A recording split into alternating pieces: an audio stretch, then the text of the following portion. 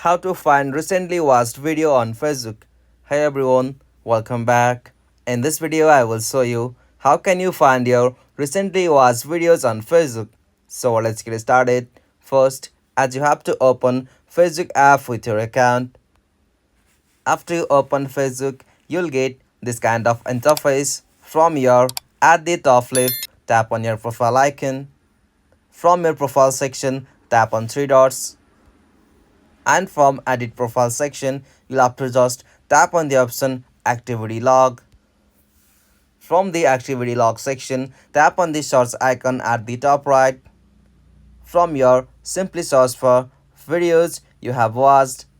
After you search for that, you can simply find the videos you have recently watched. Simply from here you can as usual remove it.